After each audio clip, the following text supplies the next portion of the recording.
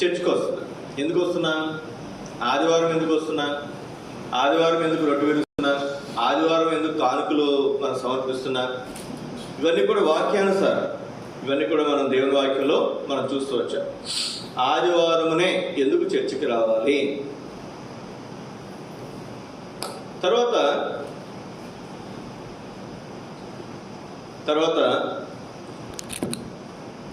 ఆదివారమున చర్చికి వచ్చి మనం ఏం చేస్తాం? ప్రార్థన చేయం, ఆరాధన చేస్తాం. దాన్ని ఏమని పిలుస్తాం? ఆదివారం జరిగే కార్యక్రమాన్ని ఆరాధన అని పిలుస్తాం. కాబట్టి ఆరాధన అంటే ఏంటో మనం చూడటానికి ప్రయత్నం చేస్తాం. ఈ ఆరాధనలో 3 భాగాలు. మొదటిది ఆరాధన, రెండవది స్తుతి, మూడవది కృతజ్ఞత. ఇంకా చెప్పాలంటే 4వది చివరిలో మనం అంటే ఆరాధన కలపంగానే అది ప్రార్థన. ఆరాధన వేరు, ప్రార్థన వేరు. అలాగే ఆరాధనలో 3 భాగాలు. ఆరాధన వేరు, స్తుతి వేరు, కృతజ్ఞత వేరు. సుమారుగా గత 4 వారాలు మీతో చాలా విషయాలు ఆరాధన గురించి పంచుకున్నాను. ఆరాధన అనే మాటను బట్టి, గత ఆరాధన గురించి, ఆరాధన అంటే సాగిలపడుట అనే మాట ఉంది కనుక సాగిలపడుట గురించి 2 వారాలు, సుమారుగా 4 వారాలు మీరు ఆరాధన గురించి మీతో పంచుకుంటూ వచ్చారు. అయినా నాకు తృప్తి చెందల. అందుకే ఈ వారం కూడా ఇంకా కొన్ని విషయాలు మరి పంచుకుంటే మంచిదని దేవుడు ఇచ్చిన ప్రేరణను బట్టి మరి ఈ తలంపులు మీకు మరి తెలియజేయడానికి ప్రయత్నం చేస్తాం. ఏదో ఒక అంశం మనం ఆరంభించినప్పుడు దాని గురించి పూర్తిగా మనం అర్థం చేసుకోవాలి. ఏం చేయాలి చెప్పండి? పూర్తిగా మనం అర్థం చేసుకోవాలి. మనం ఆదివారం ఎక్కడికి వెళ్తున్నాం? చర్చికి వెళ్తున్నామా అంటారు. దేనికి పోతున్నామా అంటే ఏం చెప్తారు? చర్చికి పోతున్నాం అంట. చెప్పండి, దేనికి పోతారు? చెప్పండి మీరు దేనికి పోతారు? మాట్లాడతారు. ఆదివారం చర్చికి ఎందుకు వస్తారండి? ఆరాధన. ఆరాధన అంటే ఏంటి? ఆరాధన చేయడానికి పోతున్నాం అంతే. ఆరాధన అంటే ఏంటి? ఆరాధన అంటే స్తుతులు చెల్లించుట అంటారు. ఆరాధన అంటే కృతజ్ఞతాస్తుతులు చెల్లించుట అంటారు. ఆరాధన వేరు, స్తుతి వేరు, కృతజ్ఞత వేరు. అందుకే చాలా మందికి వ్యత్యాసం తెలియదు. ప్రార్థనలోనూ ఆరాధన చేస్తారు, ఆరాధనలోనూ ప్రార్థన చేస్తారు. అర్థమవుతుందండి? ఇది నేను తప్పని చెప్పట్లేదు, కానీ వ్యత్యాసం తెలుసుకోవటము, గ్రహింపుతో మనం చేయటము చాలా అవసరం. ఉదాహరణకి ఇంట్లో కూర చేస్తారు అనుకోనండి. నాకేమో వేపుళ్ళు, ఇగురు ఇష్టం. మా నాన్నగారికి ఏమో పులుసు ఇష్టం. మా అమ్మగారు ఏం చేసేది? నేను ఉన్న 4 రోజులు వేపులు చేసేది, లేదా దిగురు చేసేది, పులుసు చేసేది కదా. నాకు అది ఇష్టం ఉండేది కాదు. నేను లేనప్పుడేమో వాళ్ళు ఏం చేసుకునేవారు? పులుసులు చేసుకునేవారు. కొంతమంది కూరలు ఉంటారు ఇంట్లో. అది వేపుడో తెలియదు, ఇగురో తెలియదు, పులుసో తెలియదు. ఏముండే అమ్మాయి అంటే కూర ఉండేనంటారు. అమ్మ బెండకాయ వేపుడా, బెండకాయ ఇగురా, బెండకాయ పులుసా అంటే బెండకాయ కూర అంటారు. అది వేపుడై ఉండొచ్చు కదండి, ఇగురై ఉండొచ్చు, లేదా పులుసై ఉండొచ్చు. అట్లా ఉంటుంది కొంతమంది సంగతి. మనకు వ్యత్యాసం తెలుసున్నారు. వ్యత్యాసం తెలియకపోతే దానివల్ల ఏమాత్రం ప్రయోజనము ఉండదు. నువ్వు ఎంత రుచిగా వండినా, ఇప్పుడు ఉదాహరణకి నీకు వేపుడు చేయడం వచ్చు, కూర చేయడం వచ్చు, ఇగురు చేయడం వచ్చు, పులుసు చేయడం వచ్చు అనుకోనండి. అదే బెండకాయ ఇవాళ వేపుడు చేస్తే 4 రోజుల తర్వాత పులుసు చేస్తే తిరుపతి వేస్తాం. అలా కాకుండా ఆ రోజు అదే చేసి ఈ రోజు కూడా అదే చేసాం అనుకో, తిరుపతి వేస్తుందా? తిరుపతి కాదు. ఓ రోజు ఇగురు చేసుకోవాలి, ఓ రోజు వేపుడు చేసుకోవాలి. అట్లయితే 2-3 రోజుల తర్వాత వండుకున్న మనకేమీ కూడా అనిపించదు. అట్లాగే మనం ఆరాధించేటప్పుడు, దేవుని సన్నిధికి వచ్చేటప్పుడు వ్యత్యాసం తెలుసుకోవడం చాలా అవసరం. నేను ఎప్పుడో ఒకసారి ఎవరో చెప్పగా విన్నాను. నేను ఆరాధన, స్తుతి, కృతజ్ఞత అదే చెప్తూ వస్తున్నా. ఈ 4 వారాలు చెప్పాను, కానీ నాకు క్లారిటీ రాలేదు. మీకు అర్థం కావడం కాదు, ముందు నాకు అర్థం కాలేదు. అని మరలా దేవుని బట్టి నేను అంతా కూర్చుంటే కొన్ని తలంపులు దేవుడు అనుగ్రహించాడు. అందులో మీకు నేను ఒక మాట చెప్తున్నాను. ఉదాహరణకి ఒక చక్కటి అందమైనటువంటి చాలా సౌందర్యవంతమైనటువంటి ఒక గులాబీ పువ్వు మనం చూసాం అనుకోండి. తెల్లగా ఉంది, లేదా ఎర్రగా ఉంది. నల్ల గులాబీ పువ్వులు కూడా ఉన్నాయి, తెలుసా అండి? పచ్చ ఉన్నాయి, పసుపు ఉన్నాయి కదండి. గులాబీలో కూడా చాలా రంగులు ఉన్నాయి. మనకు తెలిసింది ఎర్ర గులాబీ తెలుసు.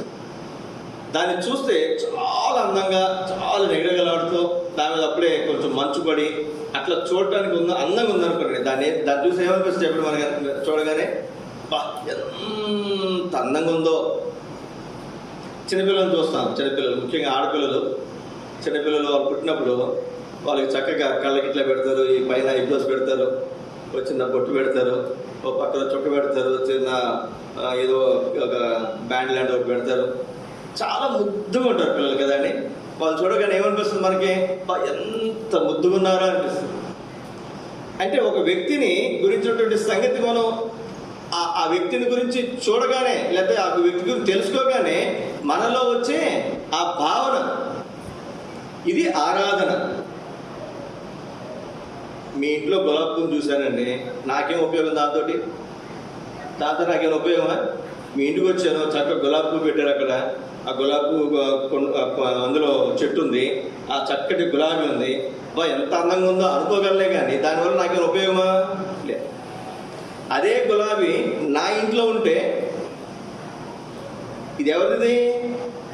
నా ఇంట్లో ఉంది, దానివల్ల కూడా అంత ఉపయోగం లేదు. అదే గులాబీ మగవాళ్ళు అయితే ఇక్కడ చెవులు పెట్టుకుంటారు, ఆడవాళ్ళు అయితేనేమో తలలో పెట్టుకుంటారు. అట్లా ఆ గులాబీ నా తలలోకో లేకపోతే నా జేబులో కనుక వస్తే అప్పుడు దానివల్ల నాకు అది ఇప్పుడు ఎవరు చెప్పండి, నా ఎక్కడో ఉంది. దాన్ని చూడగానే మనకి అబ్బా అనిపిస్తుంది. అలాగే దేవుని గురించినటువంటి సంగతులు కూడా మరి ఆయన గురించి మనం తెలుసుకున్నప్పుడు, ఎవరైనా దేవుడు చేసిన అద్భుత కార్యాలు, ఆశ్చర్యకార్యాలు మనం ఉన్నప్పుడు, అబ్బా నిజంగా ఇంత గొప్ప కార్యాలు చేసిరా అని మనకు తెలిసినప్పుడు మనల్ని మనం మైమరిచిపోయి తన్మయత్వంతో మాట్లాడే మాటలే ఆరాధన. ఆయన ఏమై ఉన్నాడో ఆయన గుణ లక్షణాలు ఎరుగుటయే ఆరాధన. ఆయన ఏమై ఉన్నాడో, ఈ మాట రాసుకున్నాను కావాలంటే, ఆయన ఏమై ఉన్నాడో ఎరుగుటయే ఆరాధన. ఆయన ఏం చేశాడో, ఆయన ఏమైతే మనకెందుకు, ఏం చేశాడు ఆయన, ఇది తెలుసుకోవటం, తెలుసుకుని మనం ఆయనకి చెల్లించేది స్తుతి. అర్థమవుతుందండి? ఆయనకు చెల్లించేది, ఆయన ఏం చేశాడో తెలుసుకుని. మూడవది, నాకేం చేశాడు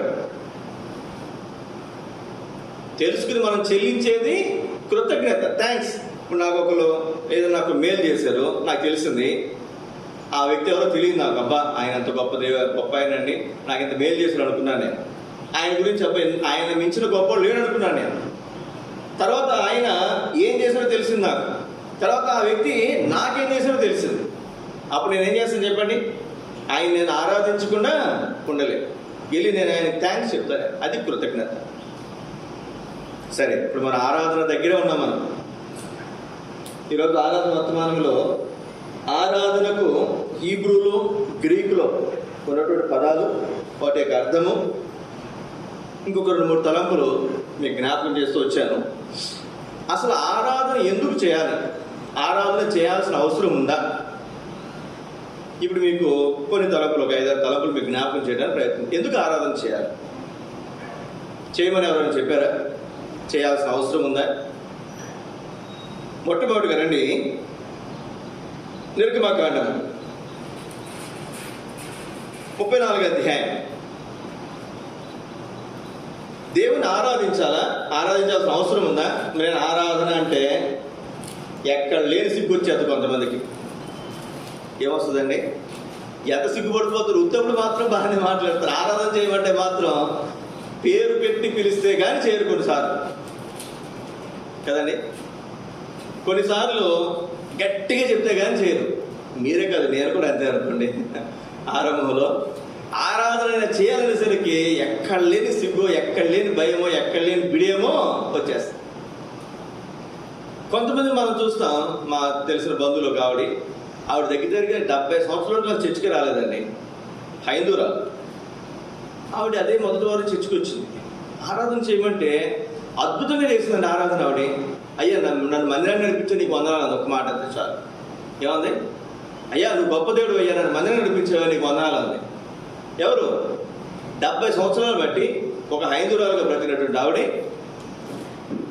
ఎప్పుడు మందిరానికి రానటువంటి ఆవిడ. అయితే మైక్ పక్కన ఎక్కడి నుంచి జస్ట్ 4-5 ఇళ్ళ దూరం ఉంటుంది. మందిరం అయితే 4-5 ఇళ్ళ దూరంలో వాళ్ళ ఇల్లు. ఎప్పుడు మైక్లో వాక్యం ఉంటుంది. మరి ఎప్పుడు వెళ్ళాలి మందిరానికి. దేవుడు కరుణించాడు, మందిరానికి నడుచుకుంటూ వచ్చింది. ఆవిడ ఏం చేసింది చెప్పండి? మొదటి వారమే లేదా మొదటి నెలలోనూ ఆరాధన చేయబట్టి అందరితో పాటు ఆవిడ కూడా చక్కగా ఆరాధన చేసింది.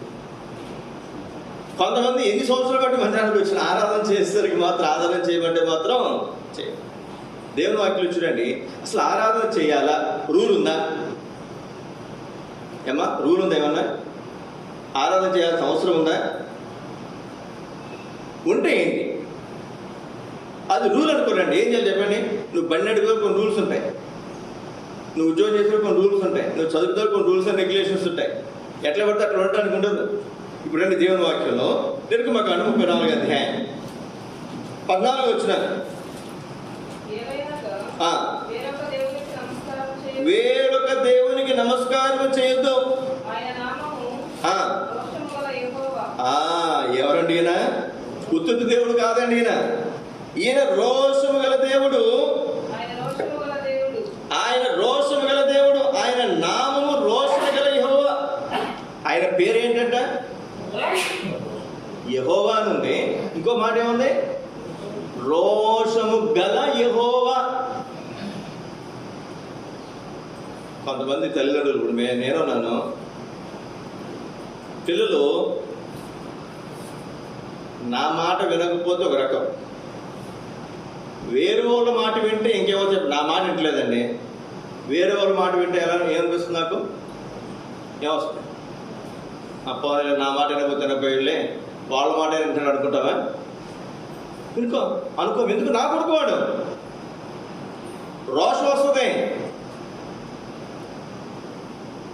నువ్వు దేవునికి నమస్కారం చేయకుండా, దేవుని ఆరాధించకుండా వేరొక దేవుని ఏం చేయకూడదు? నువ్వు ఆరాధించకూడదు. ఎందుకు? నేను రోషము గల యెహోవా. ద్వితీయోపదేశకాండం 10వ అధ్యాయం 21వ వచనం. మొదటిగా మీకు జ్ఞాపకం చేస్తున్నాను, ఆరాధించుట ఇది దేవుని ఆజ్ఞ. ప్రభువులో మనం పాల్గొనబోతున్నాం. దేవుని ఆజ్ఞను మనం ఏం చేయకూడదు చెప్పండి? అతిక్రమించకూడదు. పొంగల్లో సుబ్బారెడ్డి గారు ఉన్నారు, ఎంతమంది తెలుసు మాకు తెలియదు కానీ, సుబ్బారెడ్డి గారు నాలాగా మొదటి సంఘంలో సేవ చేస్తున్నప్పుడు 10కి 10:30కి ఆరాధన అనుకున్నాండి. 10:30కి తాళాలు వేసేవాడు ఆయన. ఏం చేసేవాడమ్మా? మాట్లాడతాడు. 10:30కి తాళాలు వేసేవాడు. 10:30 తర్వాత వచ్చిన వాళ్ళందరూ కూడా బయటే. మళ్ళీ ఎప్పుడు తీసేవాడు తాళం? మధ్యాహ్నం 1 గంటకు 1:30కు చర్చ అయిపోయిందా తాళం తీసేవాడు. ఒకవేళ వాళ్ళ కనుక నేను 10:30కి ఆరాధన అని చెప్పి తాళం వేసాను అనుకున్నాండి, లోపల ఎవరుంటారు చెప్పండి? నేను ఒక 2-3 ఉంటాను. అంతేనా? ఇప్పుడు ఆయన ఇస్కోలు ఉన్నాడు, ఇస్కోలో తాళం ఏమన్నా కుదురుద్ది. ఈరోజు మారిపోయిన పరిస్థితులు, ఆరంభంలో ఉండే పరిస్థితులు వేరు, రోషం వేరు. మాకొద్ది రోషం. ఒకసారి వాళ్ళ దగ్గరికి వెళ్తే, వాళ్ళు వేరే చోట నుంచి ఇక్కడికి వచ్చారు. వాళ్ళ దగ్గరికి వెళ్తే వాళ్ళందరూ అక్కడ సేవకులు గురించి, అన్న మా సేవకులు భలే కోపం అన్న, అసలు ఆయన ముందు నిలబడి మాట్లాడాలంటే మాకు భయం అన్న. అవకాశం ఉంటే నేను బెదిరిస్తాను. ఏమండి? ఎక్కువ మంది వస్తారనుకోండి, ఎక్కువ మంది అనుకో, నేను కూడా ఏం చేస్తా చెప్పండి? సిట్ అంటే సిట్, స్టాండ్ అంటే స్టాండ్. మనం గమనించాల్సినటువంటి మాట, మీ సోదరి, ఇది దేవుని ఆజ్ఞ. దేవుని ఆజ్ఞ మీరు చూడండి, ద్వితీయోపదేశకాండం 10వ అధ్యాయము 20వ వచనం. ఆయనను సేవించి ఎవరు హత్తుకోవాలంట? ఆయనను హత్తుకొని ఆయన నామమున ప్రమాణము చేయవలెను. ఆయన్నే నీకు కీర్తనీయుడు. గుర్తుపెట్టుకు ఈ మాట, ఇది దేవుని ఆయనే నీకు కీర్తనీయుడు. నువ్వు కీర్తించాలి, నువ్వు దేవుని ఆరాధించాలి. ఇది దేవుని ఆజ్ఞ. నువ్వు వేరొక దేవుని ఆరాధించకూడదు.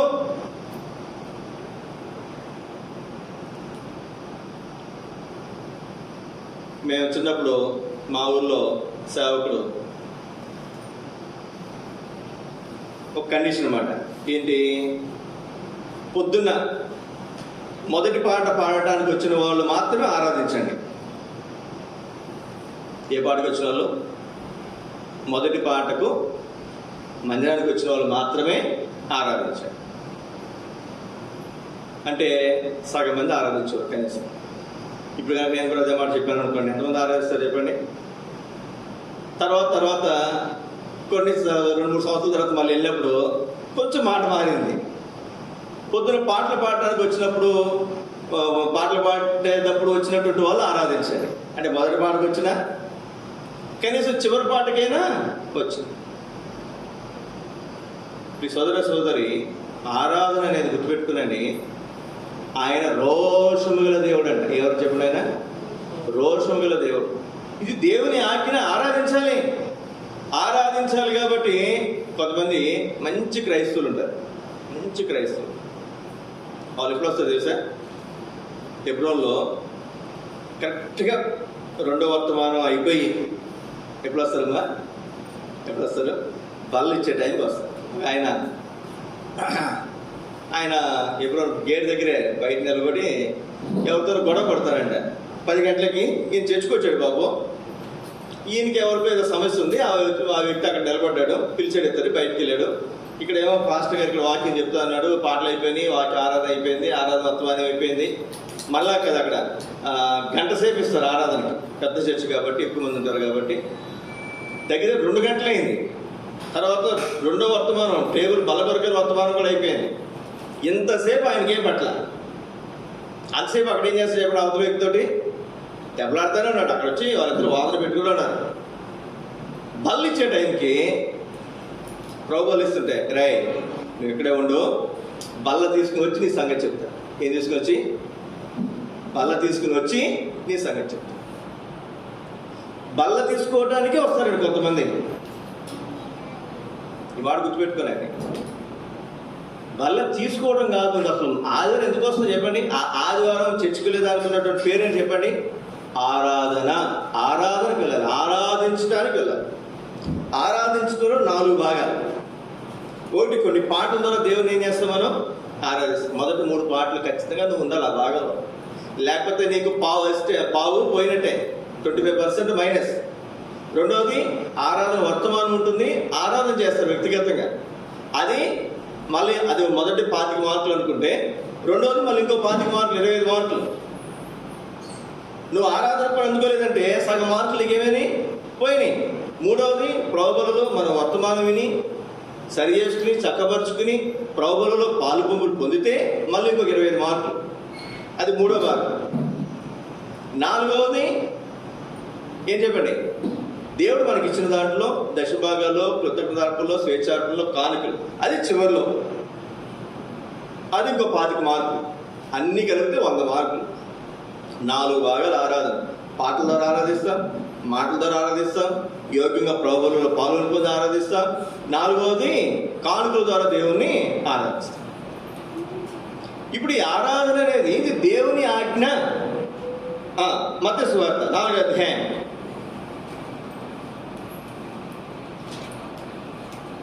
9-10 వచనాలు.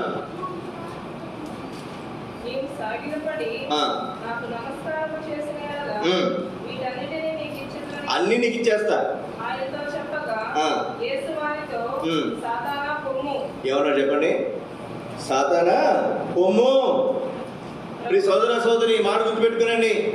ఆదివారం ఇది దేవునిది. సాతాను ఏం చేస్తుందంటే, రా నాకు సాగిలపడు.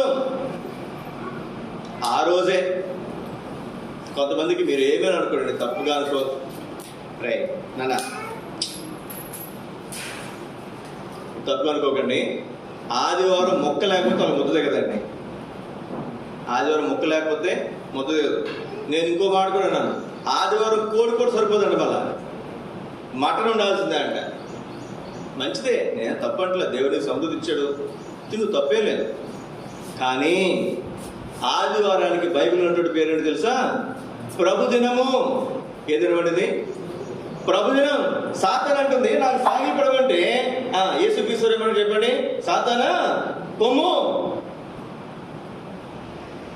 సాతానా పొమ్ము. ఇంటికి అప్పుడప్పుడు చేపలు వస్తుంది. ఏ రోజు వచ్చినా రాకపోయినా ఏ రోజు వస్తారు చెప్పిన వాళ్ళు?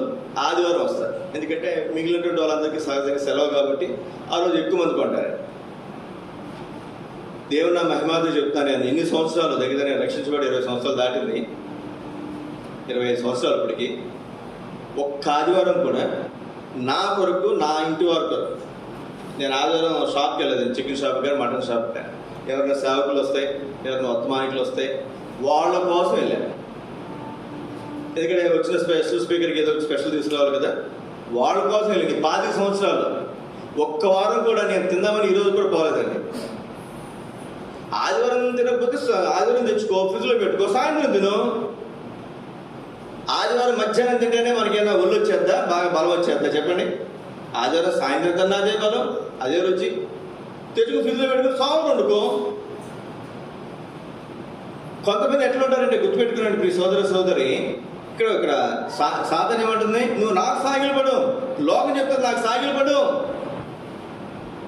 మటన్ షాప్కి వెళ్తే ఎక్కడైనా వెళ్ళినప్పుడు, ఆదివారం వెళ్ళినప్పుడు చూస్తాను నేను, బాగా నిలబడాలండి. మిగిలిన రోజులు 5 నిమిషాల్లోనే మనకి 1/4 కిలో 1/2 కిలోకి మటన్ కూడా ఇచ్చేస్తాడు. ఆదివారం వచ్చేసరికి ఎంత క్యూ ఉంటుందో, అంత క్యూ ఉన్నా సరే మనం ఏం చేస్తాం చెప్పండి? ఎందుకని? మటను తినాలి, లేదా చికెన్ తినాలి, లేదా ఇంకోటి తినాలి. సాధారణ ఏమంటుంది? సాగిలు పడమంటుంది. మనం ఏం చేస్తాం? దాన్ని సాగిలు పడుతున్నాం. యేసుక్రీస్తు ఏమనగలిగారు చెప్పండి? సాతానా పొమ్ము. ఎవరు చదువు 10 వచ్చినాం. ప్రభు అయిన నీ దేవునికి మొక్కి. ఈ మాట గుర్తు పెట్టుకున్నాడు ప్రియ సోదర సోదరి. ఆదివారం నీది కాదు. దేవుడు నీకు ఆయుష్ ఇస్తే, నీకు ఆరోగ్యం ఇస్తే, నీకు డబ్బులు ఇస్తే నువ్వు ఎలా వెళ్తావు? చికెన్కో, మటన్కో, చేపలకో, ఇంకో అనుకో. నీకు ఆరోగ్యం ఇవ్వకపోతే, ఆయుష్ ఇవ్వకపోతే ఏడైపోతావండి? దేవుని కంటే కూడా ఎక్కువైపోతుందా? దేవుని కంటే నీకు ఏదైనా ఎక్కువ అవుతుందంటే ఆదివారము గుర్తుపెట్టుకో, నువ్వు సాతానికి సాగిలు పడతావు అంతే. అది ఏదైనప్పటికీ కాదు, అది ఏదైనప్పటికీ కూడా. కొంతమంది భర్త మాట జమదాటరు అంతే, వాళ్ళు రక్షణ పొందలేదు. వాళ్ళు ఏం చేస్తారు? వాళ్ళతో మాట్లాడి షికారులు చేసి 10ంటికో 11ంటికో కరెక్ట్గా చేపలు తీసుకొచ్చి చేయమ్మా అని ఇస్తారు. ఈవిడేం చేయాలి చెప్పండి? పాపం ఆయన రక్షణ పొందలేదు కాబట్టి, ఆయనకి ఎదురు తిరగలేదు కాబట్టి ఏదో రకంగా చేసి వద్దామని టైం చూస్తున్నారు 1 గంట అయిపోయారు రోజు. జ్ఞాపకం పెట్టుకుందాం ప్రియ సోదర సోదరి, సాతాను ఏ విధంగా ప్రవేశిస్తాడండి, ఏ విధంగా మనం శోధిస్తాడు. సాతాను యొక్క ఆశ ఏం చెప్పండి? తనకు సాగిలు పడాలి, తనను ఆరాధించాలి, దేవుని ఆరాధించుకోడు. ఇప్పుడు యేసుక్రీస్తు ఏం చెప్పగలిగాడు? సాతానా పొమ్ము, ప్రభు అయిన నీ దేవునికి మ్రొక్కి ఆయనను మాత్రమే సేవించాలి కదా.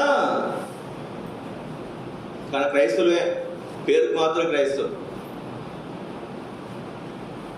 జ్ఞాపకం పెట్టుకున్న ప్రియ సోదర సోదరి, ఒకవేళ వేదన తినాలని తప్పేం కాదు. అయితే దేవునికి ఇవ్వాల్సిన సమయాన్ని దేవునికి ఖచ్చితంగా మనం ఇచ్చి తీరాల్సిందే. జ్ఞాపకం పెట్టుకో. ఒకవేళ అట్లా మనం ఇవ్వలేదంటే,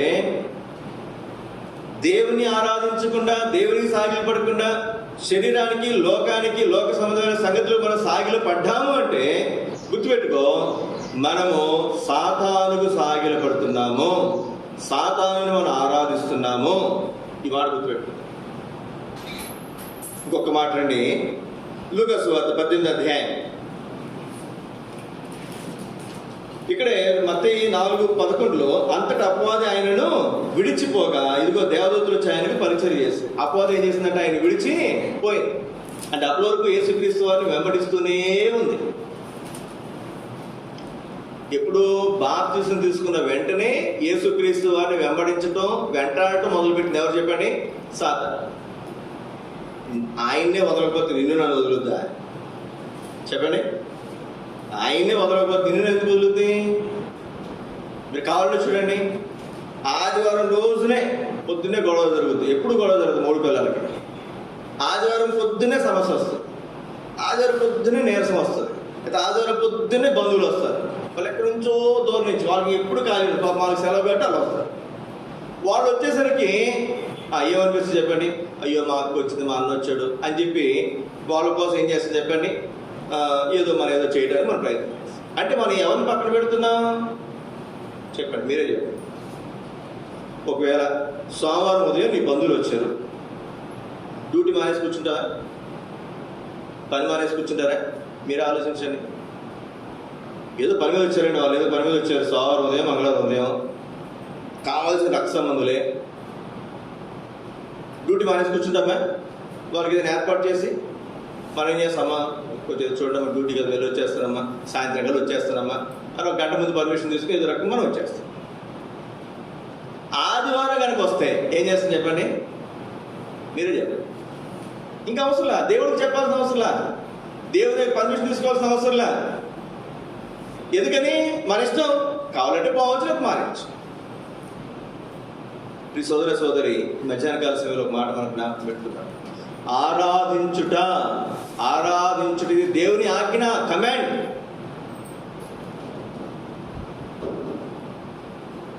రండి, లూకా సువార్త 18వ అధ్యాయం 1వ అధ్యాయం 8-9 వచనాలు.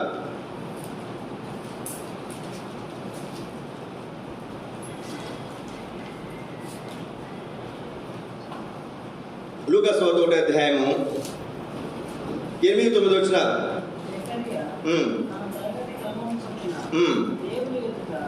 తన తరగతి ఒక క్రమంగా డ్యూటీ మనం అనుకుంటే ఇప్పుడు షిఫ్ట్ డ్యూటీలు ఉంటాయి.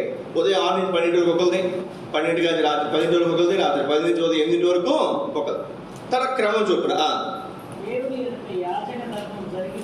దేవుని ఎదురు ఏం చేస్తున్నాడు? యాజక ధర్మం జరిగిస్తున్నాడు.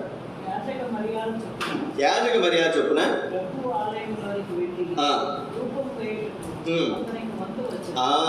అతని వంతు వచ్చినప్పుడు కాను కూర్చుంటాడా?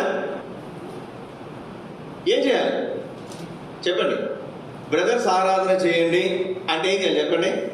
వెంకటరావు గారు, లోకన్న, శ్రీనన్న, అంతురాజు గారు, కిషోర్ కుమార్ చెప్పండి, ఏం చేయాలి? బ్రదర్స్ ఆరాధన చేయమంటే ఏం చేయాలి? ఒకరి తర్వాత ఒకరు ఆరాధన చేయాలి. సిస్టర్ ఆరాధన చేయమంటే ఏం చేయాలి? మీ వంతు ఆరాధన చేయాలి. ఒక బ్రదర్ సిస్టర్ మార్చి ఆరాధన చేయమంటే ఒక బ్రదర్ చేసినట్టు ఒక సిస్టర్ అందుకోవాలి. వెంటనే సిస్టర్ ఆరాధన చేసినట్టు ఒక బ్రదర్ అందుకోవాలి. మీకు డ్యూటీకి కూడా ప్రతిరోజు పొద్దున్నే ఫోన్ చేసి, అమ్మ ఈరోజు మీకు డ్యూటీ, ఈరోజు నీకు పొద్దున్న 6 గంటలకు ఎవరైనా చెప్తారా డ్యూటీకి? చెప్పండి. మీరు కూడా డ్యూటీలు చేస్తారుగా, పనికి వెళ్తారు, ఎవరు చెప్తారా? చెప్పరు. మీ వంతు మీ టైం మీరు వెళ్ళిపోతారు. ఇది కూడా క్రమం. ఆరాధన చేయటం అనేది దేవుని ఆజ్ఞ. ఇది కూడా క్రమంగా ఆరాధన చేయాలి. ఎట్లా ఆరాధన చేయమని ఇక్కడ నడిపించే వాళ్ళు చెప్తారో ఆ విధంగా ఆరాధన చేయాలి. పెద్ద పెద్ద సంఘాలు అయితే మొదటి స్తంభం, 2వ స్తంభం దగ్గర ఉన్నటువంటి వాళ్ళు ఆరాధన చేయమంటారు, ఈ మధ్యలో ఉన్నటువంటి వాళ్ళు ఆరాధన చేస్తారు.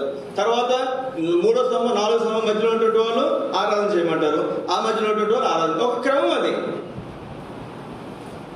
ఆరాధించండి ఆరాధించండి ఆరాధించండి అని ఎత్తులో మేము కొట్టుకోవడం తప్పితే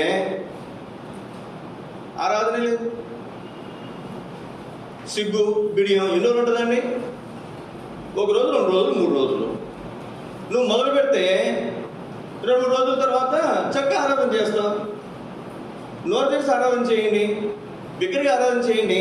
తన వంతు వచ్చినప్పుడు అర్థం చేసినట్టు లోపలికి వెళ్ళి తను చేయాల్సినటువంటి ధర్మాన్ని, యాజక ధర్మాంతా జరిగించాడు. దేవుడు అద్భుతం చేశాడు. అప్పుడు వరకు పిల్లలు లేదు, ఏమిటో చెప్పండి, దేవుడు అతనికి పిల్లలు ఇచ్చాడు. అద్భుతం. జకర్యాకి ఇబ్బంది సంతానం.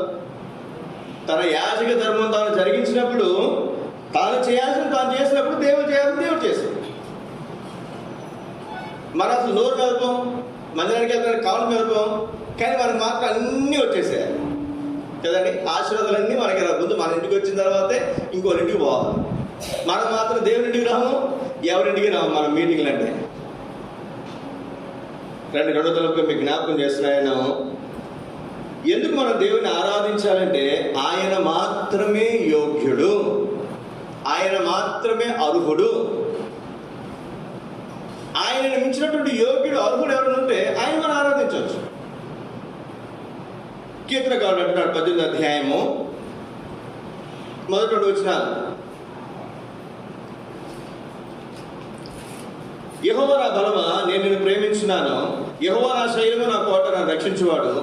నా కేడము, నా రక్షణ శృంగము, నా ఉన్నత దుర్గము, నా దేవుడు, నేను ఆశ్రయించి ఉన్న నా దుర్గం, నా దుర్గము, నా శైలము, నా రక్షించేవాడు, నా రక్షణ శృంగం, నా ఉన్నత దుర్గం. నా ఎన్ని మాటలు చెప్తా చెప్పండి.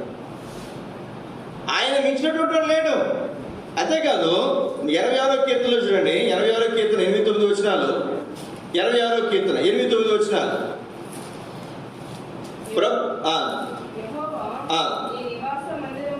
86వ కీర్తన 8-9 వచనాలు. ప్రభువా నీవు మహాత్యము గలవాడు, ఆశ్చర్య కార్యములు చేయవాడు. ఎవరంటండి? అద్వితీయుడు. అద్వితీయుడు అంటే ద్వితీయుడు లేనివాడు, రెండో దేవుడు లేడు. హైందువులు ఏమంటారు తెలుసా? మీ దేవుడు కూడా మేము దేవుడు అంటున్నాం కదండి, మీరు కూడా అనొచ్చుగా, మీరు కూడా మా దేవుడు కూడా మీరు దేవుడు అనొచ్చు కదా అంటారు. వాళ్ళు అనటంలో తప్పలేదు. కానీ బైబిల్ ఏమని చెప్తుంది? అద్వితీయుడైనటువంటి దేవుడు, ద్వితీయుడు లేడు, రెండో దేవుడు లేడు, ఇద్దరు దేవుడు లేరు, ఒక్కడే దేవుడు. ఎవరైనా అద్వితీయుడు. 9వ వచనం, ప్రభువా దేవతలలో నీ వంటి వాడు లేడు, నీ కార్యములకు సాటి అయిన కార్యములు లేవు. దేవుడికి శక్తి ఉంది అంటే దెయ్యానికి కూడా ఏమని చెప్పండి? శక్తి ఉంది, వాస్తవం. కొంతమంది అంటారు ఏదైనా పోయిందనుకోండి, ఎవరు దొంగతనం చేశారంటే ఎక్కడికి పోతారు, వాళ్ళ దగ్గరికి పోతే వాళ్ళు చెప్పే కొన్ని నిజమవుతాయి. అన్నీ నిజమని చెప్పలేం, అన్నీ అబద్ధమని కూడా చెప్పలేం. బైబిల్ గ్రంథంలోనే పౌలు కాలంలో అపోస్తల కార్యముల్లో అతని యజమానికి అతనిలో దెయ్యం, ఆమెలో దెయ్యం ఉంది. ఆ యజమానికి ఏం కలిగిస్తుంది? లాభం కలిగిస్తుంది. ఆ దగ్గరికి వచ్చిన వాళ్ళకి జరగబోయి అవి చెప్తుంది, కొంతమందికి మేలు జరుగుతుంది. కాబట్టి వాళ్ళు ఏం చేస్తారు చెప్పండి? పెద్ద పెద్ద కానుకలు తెచ్చిస్తున్నారు. అట్లాంటి దెయ్యాన్ని అపోస్తలుడైన పౌలు ఏం చేస్తారు చెప్పండి?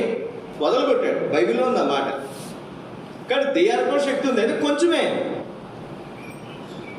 దెయ్యానికంటే కూడా దేవతల కంటే కూడా బైబిల్ రాసినటువంటి మాట, దేవతలలో నీ వంటి వాడు లేడు, నీ కార్యములకు సాటైన కార్యములు లేవు. నేను ఎప్పుడు మాట చెప్తుంటా, నేను నీకు రోగం వచ్చింది అనుకోనండి, నాకు రోగం వచ్చింది అనుకోనండి, దేవుడి దగ్గరికి రావాల్సిన అవసరం లేదండి. ఒక మంచి డాక్టర్ దగ్గరికి వెళ్తే తగ్గదా? సాధ్యమైనంత వరకు తగ్గుతుంది. 100% తగ్గకపోయినా 90% తగ్గే అవకాశాలు ఎక్కువ. నాకు డబ్బులు అవసరం ఉన్నాయి, నేను అప్పులో కూరుకుపోయాను, బాగా డబ్బున్న వ్యక్తిని లేదా గొప్ప వ్యక్తిని నేను నమ్ముకుంటే అతను నన్ను వడ్డీకి తీసుకురాడా? ఆ మాత్రం దానికి నాకు అప్పుల గురించో, లేకపోతే నాకేదో రోగం గురించో, నా బాధల గురించో, నా ఇబ్బంది గురించో కేవలం దేవుడి దగ్గరికి రావాల్సిన అవసరంలా. ఒక మనిషి దగ్గరికి పోయినా వేరొకరు ఉన్నాడు, వాడు దుర్మార్గుడే, అతను నమ్ముకుని ఉన్న వాళ్ళు కూడా లేరా?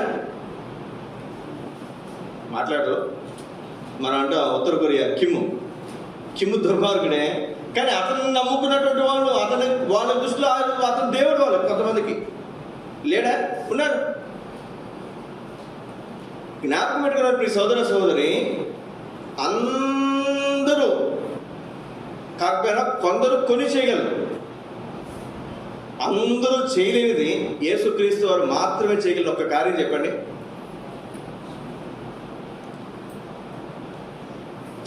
యేసుక్రీస్తు వారు మాత్రమే చేయగలిగింది, ఇంకెవరు కూడా చేయలేనటువంటి కార్యం, ఒక్క కార్యం చెప్పండి. మాట్లాడు అమ్మా. పాపాలు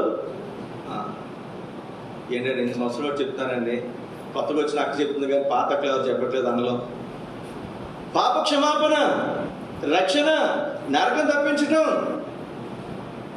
ఏ దేవుడు ఏ మనిషి కూడా చేయలేడు. ఆ సంగతి కొడుకు లేకపోతే పున్నామి నరకం నుంచి తప్పించబడని చెప్పి పాత దినాలు చెప్పేటటువంటి మాట. కొడుకు తల కొరుకు పెడితేనే పున్నామి నరకం నుంచి మనం తప్పించబడతాం. మరి కొడుకు లేని నరకానికి పోతారా? ఇద్దరు ఆడపిల్లలు పుట్టారండి, వాళ్ళు నరకానికి పోతారా? అందుకే పాతకాలంలో దత్తత తీసుకునేవారు. ఉన్నవాడికేమో ఎవడో కడుపులు పుట్టిన వాడికేమో దారికి పోయేవాడికి ఇంకొక ఆస్తి మొత్తం ఇచ్చేవాడు. నా కొడుకు అని చెప్పుకుని మా ఊళ్ళో కూడా ఉన్నవాడు, ఆయన పేరు దత్తుడు. ఆస్తి మొత్తం ఆయనకి ఇచ్చి కూతురికి ఏమి ఇవ్వకుండా, కడుపు పుట్టిన కూతురికి ఇవ్వకుండా ఆస్తి మొత్తం ఆయనకి ఇచ్చి తలపొర పెట్టించుకున్నంత మాత్రాన వీళ్ళిద్దరు పల్లెకానికి స్వర్గానికి పోతారా? లేదు. కుమారుడు తలకొరు పెట్టాలి అన్నారు కానీ వాళ్ళు కుమారుడే మనల్ని ఏం చేయగలరు? నరకం తప్పించు. ఏ కుమారుడైనా నీకు నాకు పుట్టిన కుమారుడు కాదు. ఓం బ్రహ్మపుత్రాయ నమః. బ్రహ్మకు సృష్టికర్త కుమారుడు ఎవరైనా ప్రభు యేసుక్రీస్తు వాడు కుమారుడు అంటే కుమ్ ప్లస్ హరుడు. కుమ్ అంటే పాపము, హరుడు అంటే హరించి వేసేవాడు. కుమారుడు పాపాలను తీసివేసేవాడు. ఎవరి కుమారుడు? దైవ కుమారుడు ప్రభు యేసుక్రీస్తు వారు. యేసుక్రీస్తు వారు మాత్రమే చేయగలిగింది, ఇంకెవరూ చేయలేంది పాప క్షమాపణ. గుర్తుపెట్టుకున్నాడు. ఏమాత్రం అనుమానం లేదు. నువ్వు చర్చకొస్తున్నావా, నీ రోగాలు పోతాయి, ఇందులో అనుమానం లేదు. 100% నీకున్న అప్పులు పోతాయి, నీకున్న బాధలు పోతాయి, నీకున్న శ్రమ పోతుంది, నీకున్న ఇబ్బంది పోతుంది. అయినా మళ్ళీ అప్పులు రావనుందా? మళ్ళీ రోగాలు రావనుందా? మళ్ళీ బాధలు రావనుందా? రావచ్చు, రాకపోవచ్చు.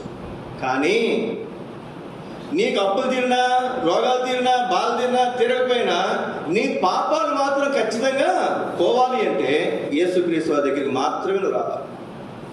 నువ్వు ఏ మనిషి దగ్గరికి వెళ్ళినా, ఏ డాక్టర్ దగ్గరికి పోయినా, ఏ దేవుడి దగ్గరికి పోయినా వాళ్ళు ఏమైనా నీకు చేయొచ్చు, ఏ మేలులైనా చేయొచ్చు, ఏ మంచి అయినా చేయొచ్చు. కానీ ఏం చేయలేరు చెప్పండి? నీ పాపను మాత్రం వారు క్షమించలేరు. అందుకే ఈయన మాత్రమే యోగ్యుడు, యేసుక్రీస్తు వారు మాత్రమే యోగ్యుడు. కాబట్టి మనం ఏం చేయాలి? ఆయనకి ఆరాధన చేయాలి. గుర్తుపెట్టుకోండి మాట. మూడవదిగా మీకు జ్ఞాపకం చేస్తున్నాయన రండి. కీర్తన గ్రంథం 100వ అధ్యాయం 4వ వచనం.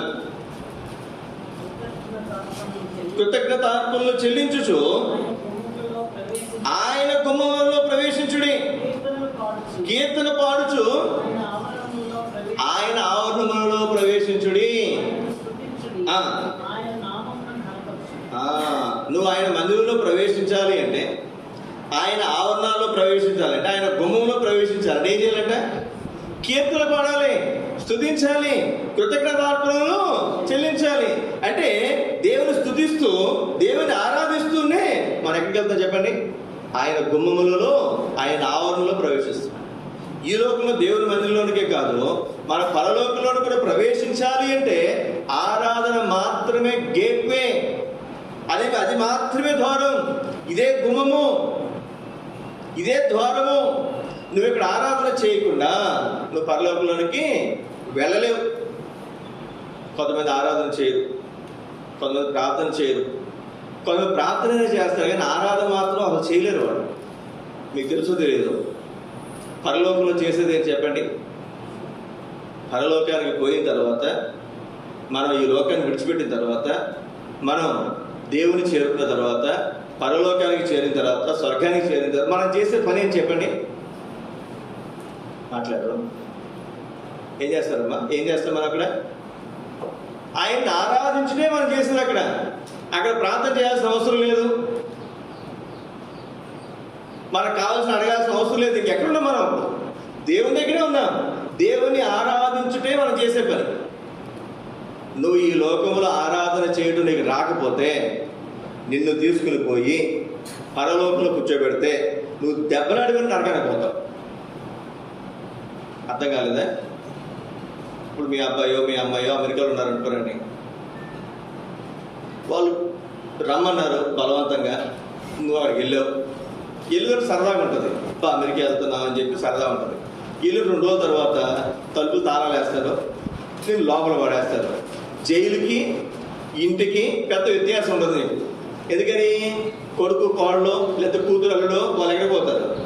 డ్యూటీకి పోతారు. 2 3 పిల్లలు వెళ్తే పర్లేదు, ఒక్కళ్ళు వెళ్ళారు అనుకోండి, ఆ ఇంటి మొత్తానికి ఎవరు చెప్పండి? ఒక్కదానివే లేదా ఒక్కడే కాపలా. మళ్ళీ సాయంత్రం ఎప్పుడో వస్తారు వాళ్ళు. ఆ అదే మన ఊళ్ళో ఉన్నాం అనుకోనండి, ఆ పక్కన అవుతాను ఈ పక్కన అవుతాను కనీసం ఏం చేయాలి చెప్పిన అటు ఇటు పోయి మాట్లాడచ్చు. ఏమనిపిస్తుంది? అరే అమెరికా వెళ్ళామే బాగుందనిపిస్తుందా? వారం తర్వాత ఫోన్ చేశారు అనుకోనండి, ఏమంటారు వాళ్ళు? అబ్బాయి ఏం అమెరికా అమ్మ, మనుషులు లేదు ఏమీ లేదు, ఒక జైల్లో ఉన్నట్టు ఉంది అంటారు. మళ్ళీ ఏమంటారు? 6 నెలలు ఉంటారు అన్న వాళ్ళు, అరే నేను ఉండలేకపోతున్నాను, నెలకే పంపించరా 2 నెలలకే పంపించరా అంటారు. సోదర సోదరి, నువ్వు ఇక్కడ ఆరాధన చేయడం కనుక నీకు అలవాటు కాకపోతే గుర్తుపెట్టుకునే మాట, నీకు ఇక్కడ ఆరాధన చేయడం కనుక అలవాటు కాకపోతే, ఆరాధన చేయడం తెలియకపోతే, దేవుడు నిన్ను పోనీలేని జాలి తలిసి నిన్ను పరలోకానికి తీసుకెళ్ళినా, నాకు ఈ పరలోకం వద్దు దేవుడా, నరకంలోకే పోతాను, ఎందుకంటే నాకు అందరూ కలిసి ఉండొచ్చు హాయిగా, వాళ్ళు అరుస్తారు వేరే అరుస్తారు, వాళ్ళతో మనం కూడా అరవచ్చు, ఏడవచ్చు, కేకలు పెట్టవచ్చు, గబ్బెలు పెట్టవచ్చు. జ్ఞాపకం పెట్టుకుందాం సోదర సోదరు, నువ్వు పరలోక రాజ్యంలో స్వర్గరాజ్యంలో దేవుని దివ్యగాలు ఉండాలని నువ్వు కోరితే కనుక నువ్వు ఎక్కడుండగా నేను నేర్చుకోవాలి, నువ్వు ఆరాధన చేయడం నేర్చుకోవాలి. నాకు తెలియదన్నా, నాకు రాదన్నా అన్నావంటే దేవుడు నేను స్వర్గానికి తీసుకుని వెళ్ళినా నువ్వు అక్కడ ఉండవు కాక ఉండవు, ఉండలేవు కాక ఉండవు. ఆరాధనే ఇదేంటంటే రాయబడినటువంటి మాట, ఇది గేట్ పాస్ అంట. లోపలికి వెళ్ళడానికి ఏం చెప్పండి? పాస్ అంట. మన ఆరాధన వైఖరిలో ఏం చేస్తే చెప్పండి, అందుకే మీరు గమనించలేదు, కొత్త చర్చి కానీ కొత్త ఇల్లు కానీ ఓపెనింగ్ అప్పుడు ఏం చేస్తారు చెప్పండి? గృహ ప్రతిష్ట అంటున్నారు. ఏం చేస్తాం మనమైతే ఏం చేస్తాం చెప్పండి? అక్కడ పాస్టర్ గారు ప్రార్థన చేస్తారు, ప్రార్థన చేసిన తర్వాత పాటలు పాడుకుంటూ, గమనించలేదు ఏంటది? పాటలు పాడుకుంటూ లోపలికి వస్తున్నారు. ఇది సాదృశ్యం. ఇది ఆ పరలోకంలో కూడా మనం ఎలా వెళ్తామంటే పాటలు పాడుతూ ఆరాధిస్తూ ఆయనను చేరే వరకు ఉంటారు.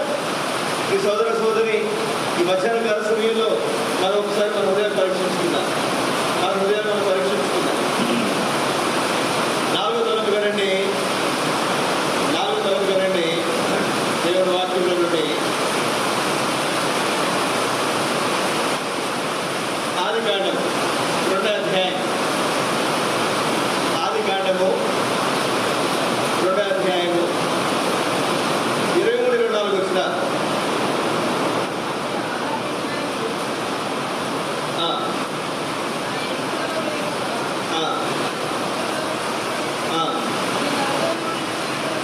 ఇది నరులోని తీయబడినది కనుక నారీ అనబడును. చాలే, ఇక్కడ మనం కనుక జాగ్రత్తగా ఆలోచన చేస్తున్నా చదవక, తన తల్లిని విడిచి తన భార్యను హత్తుకును. కొంతమంది తల్లిదండ్రులకి కొడుకు కోళ్ళతో బాగా చదువుకున్నాడు అనుకోనండి, అమ్మో మమ్మల్ని చూడడేమో, మమ్మల్ని వదిలేస్తాడేమో కంగారు పడిపోతారు. అదే మన కూతురు అల్లుడు గారు అట్లా ఉంటే బా ఎంత అన్యోన్యంగా ఉన్నారో అనుకుంటారు కదండి. మా అల్లుడు ఎంత మంచోడో, మా అమ్మాయి ఆయనకి లోకం, మా అమ్మాయే అబ్బా ఎంత మంచోడు అనుకుంటారు. అదే కనుక మన అబ్బాయి కనుక వచ్చిన కోడలు అంత ప్రేమగా చూసుకున్నాడు అనుకోరండి, వాళ్ళిద్దరూ అతుక్కుపోయారు అనుకోండి, బాగా అత్తుకున్నారు అనుకోరండి, ఏమనిపిస్తుంది? వీడు మనల్ని మర్చిపోయాడమ్మా పెళ్ళం వచ్చిన తర్వాత అనిపిస్తుంది. అవునా కదా? ఇది దేవుని వాక్యం చెప్తుంది. పురుషుడు తన తల్లిని తండ్రిని విడిచిపెట్టి ఎవరిని హత్తుకోవాలంట? తన భార్యను హత్తుకోవాలి. ఎందుకంటే వాళ్ళిద్దరూ ఒకటే శరీరం. ఎందుకు హత్తుకుంటున్నాడు అంటే, ఎందుకు హత్తుకోవాలి అంటే వారిద్దరూ ఏక శరీరం కనుక. అదే మాట చెప్తూ నేను యేసుక్రీస్తు గురించి, సంఘం గురించి మాట్లాడుతున్నాను అంటాడు. అంటే దేవుని పట్ల మనకి ఎట్లా ఉండాలి? మనం ఎవరము? క్రీస్తు శరీరంలో అంగములు, అవయవాలు. పురుషుని యొక్క ఎముక, స్త్రీ కదండి, వాళ్ళకి ఒక శరీరం. మనం ఎట్లా ఎవరని చెప్పండి? మన ఏలో చెయ్యో కాలో ఎముకో మనందరం కూడా దేవుని శరీరం. ఇప్పుడు మనము దేవునితో, దేవుడు మనల్ని హత్తుకున్నప్పుడు మనం ఆయన ఏం చేయాలి చెప్పండి? హత్తుకోవాలి. హత్తుకున్నప్పుడు ఉదాహరణకి కొత్తగా పెళ్ళిన వాళ్ళు, లేకపోతే కొత్తగా ప్రేమించుకునేటువంటి వాళ్ళు హత్తుకుని వాళ్ళు అంటే నాకు ఎంత ఇష్టమో, ఐ లవ్ యూ అంటారు కదండి, నేను ప్రేమిస్తానంట. అవునా కదా? తర్వాత ఆ ప్రేమలు ఉండవు అనుకున్నాడు, లోక ప్రేమలు. అంటే కౌగిలించుకున్నప్పుడు, హత్తుకున్నప్పుడు వచ్చినటువంటి మాటలు ఎట్లాంటివి? అట్లాంటి మాటలు. ఇది ఆరాధన మనం చేయాల్సింది. మనం దేవుని దగ్గరికి వచ్చినప్పుడు ఎట్లా ఉండాలి? మనం ఆయన హత్తుకునే అనుకుని ఉండాలి. ఈ సోదర సోదరి బోయస్ అంటాడు రూతోటి, అమ్మా నువ్వు ఎక్కడికి వచ్చావు? ఆయన రెక్కల కింద సురక్షితముగా ఉండడానికి వచ్చావు. ఎవరి రెక్కల కింద అంటే దేవుని రెక్కల క్రింద, ఇశ్రాయేలు దేవుని యొక్క రెక్కల కింద సురక్షితంగా ఉండడానికి నువ్వు వచ్చావు. మీరు చూడండి, తల్లి కోడి ఉంది, పిల్లలు ఉన్నాయి, పిల్ల కోడి పిల్లలు ఉన్నాయి. వర్షం వచ్చింది అనుకోనండి, వర్షం వచ్చినప్పుడు ఎక్కడికి పోతాయి చెప్పండి? రెక్కల కిందకి పోతాయి. ఒకసారి నేను చిన్న వీడియో చూశాను. నేను ఒక ఇల్లు మొత్తం కాలిపోయింది. ఆ ఇల్లు కాలిపోయినప్పుడు అక్కడ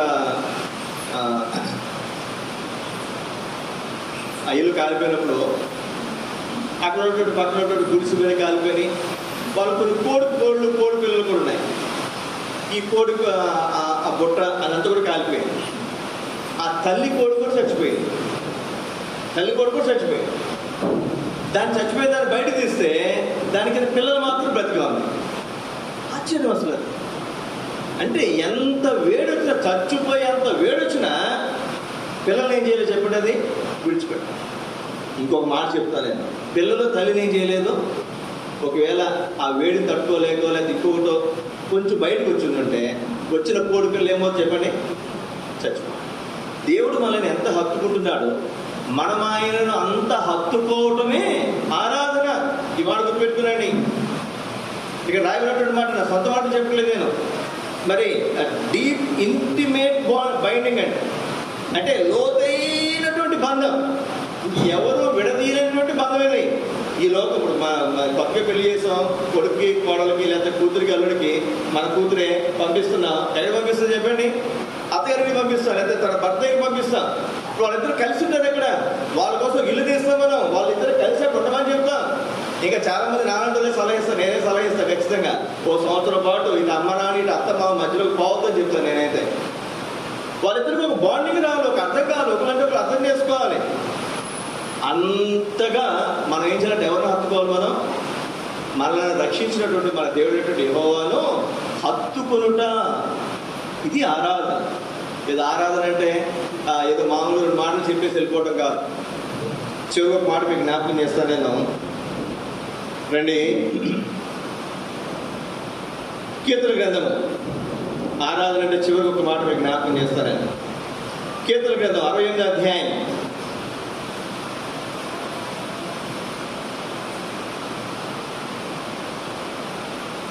ఈ ఆరాధన అనేది మనం ఎప్పుడైతే ఆరాధిస్తామో శత్రు సమూహం చెదిరిపోతుందంట.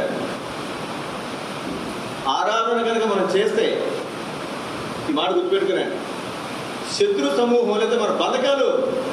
అపొస్తలుల కార్యాలు 16వ అధ్యాయంలో మనం చూస్తాం. పౌలు శీలలు ఏం చేస్తే చెప్పండి, జైల్లో ఉండి పాటలు పాడుతుంటే వారు భూకంపం వచ్చింది.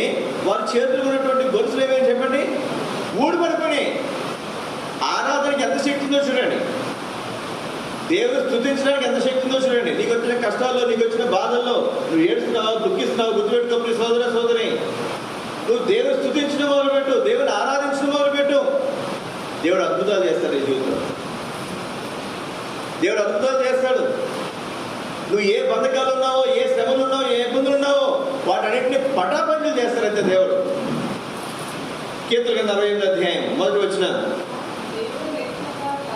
దేవుడు లేచును గాక, ఆయన శత్రువులు చెదిరిపోతురు గాక.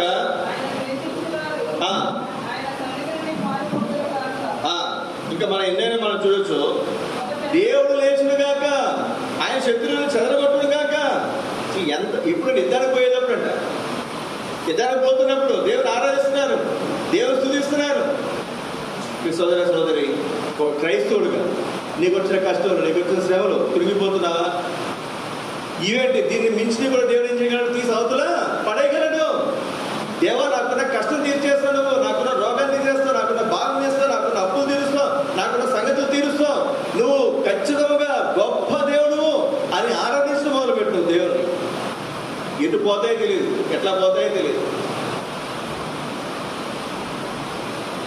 ఒక మాట చూడండి, కొరింథీయులకు రాసిన మొదటి పత్రిక 1వ అధ్యాయం చివరికి మాట మనం చదువుకుని ఆరాధన మరి ప్రోగ్రాంలో మనం పాల్గొనడం ద్వారా మనమాట. కొరింథీయులకు రాసిన మొదటి పత్రిక 1వ అధ్యాయం 28వ వచనం.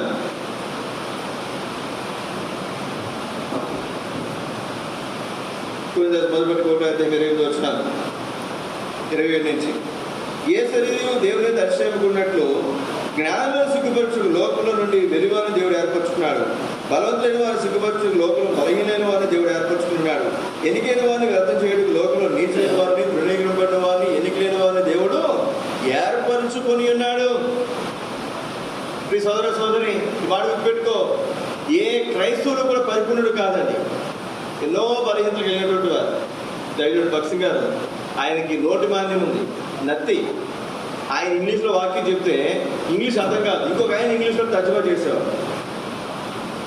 బాగా పనిచేస్తూ తప్పితే ఆయన మాట అర్థమయ్యేది కాదు. ఎంత అద్భుతాలు చేసే చూడండి. కొన్ని వేల సంఘాలు కట్టాడు ఆయన ఒక్క ఆయన. మోషే గొప్ప నాయకుడు. ఏమన్నా చెప్పండి, అయ్యా నేను నోటి మాంద్యము నాలుగు మాంద్యము కలిగి నేను నత్తోని. జ్ఞాపకం పెట్టుకుందాం ప్రియ సోదర సోదరి,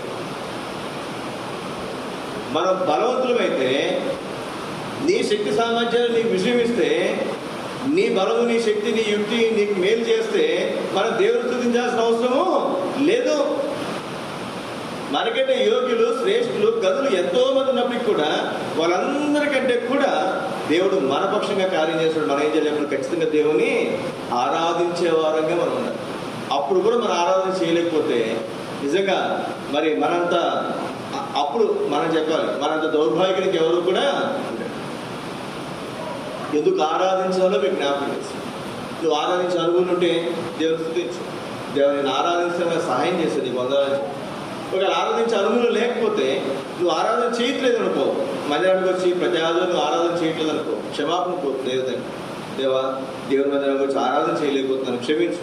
వచ్చే ఆదివారం నుంచి ఖచ్చితంగా ఆరాధన వర్తమానం విని ఆరాధన చేయడానికి నాకు సహాయం చేయి. అలాగే ఇక్కడే మాత్రం కాదు, ఆరాధన ప్రతిరోజు ఉదయం లేచిన వెంటనే దేవా రాత్రి అంతా నన్ను కాపాడాడు, నీకు వందనాలు.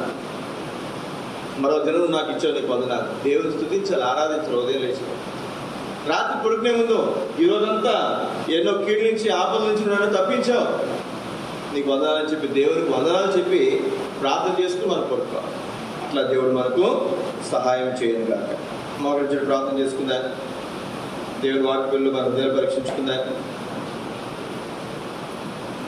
మనం ఎందుకు ఆరాధన చేయాలో దేవుడు మనకు జ్ఞాపకం చేస్తుండగా